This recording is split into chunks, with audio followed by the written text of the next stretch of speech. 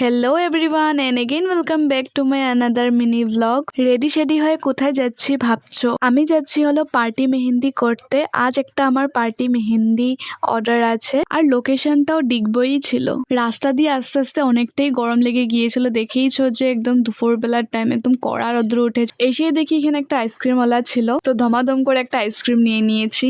আচ্ছা, এই দিদিটাকে যে দেখছো বাস থেকে নামছে, এই দিদিটাই কালকে আমাকে পার্টি মেহেন্দির জন্য বুকিং করেছে। আর এই দিদিটা হলো একজন প্রফেশনাল মেহেন্দি আর্টিস্ট। আজকে আমি এই দিদির সাথে ফার্স্ট টাইম কাজ করব, তো চলো এক্সপিরিয়েন্স কিরকম থাকে কিরকম না সবটাই আমি এই ব্লগে তোমাদের সাথে শেয়ার করব।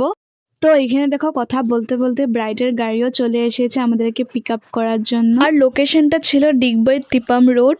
ব্রাইডের ঘরে চলে এসেছি, দেখতেই পারছো যে বাইরে সুন্দর করে প্যান্ডেল সাজানো হচ্ছে। আর ওদের বাড়িটা এত সুন্দর করে সাজানো ছিল, চারোদিকে ফুল গাছ, পাতাবাহার গাছ, এত ভাল লাগছিল দেখে। আর খালি বাইরে না, ঘরের ভিতরটা অনেক সুন্দর করে সাজিয়ে রেখেছে, একদম নিট এন্ড ক্লিন। ঘরে ঢোকার পরে আমাদেরকে এখানে দিয়ে দিয়েছে জুস। তো এখানে জুস টুস খাওয়ার পর একদম এনার্জি নিয়ে বসে গিয়েছি কাজ করার জন্য। আর ওদের বারান্দাটাও দেখো অনেক সুন্দর করে ঝুলনা উলনা রেখে একদম মেহেন্দি সেটআপ করে রেখেছে। তো আজকে এখানেই ব্রাইডাল আর পার্টি মেহেন্দি করা হবে। তো এখানে দিদিও কাজ শুরু করে দিয়েছে, আমিও শুরু করে দিয়েছি, আরেকজন যে এসেছে ও শুরু করে দিয়েছে। আচ্ছা, ওর কথা তো বলাই হয়নি, ওর নাম হলো জোসনা। তো জোসনাও একজন মেহেন্দি আর্টিস্ট। আর আজকে যেহেতু দিদির ব্রাইডাল আর পার্টি মেহেন্দি বুকিং ছিল, তো দিদি পার্টি মেহেন্দির জন্য আমাকে আর জোসনাকে বুকিং করেছে।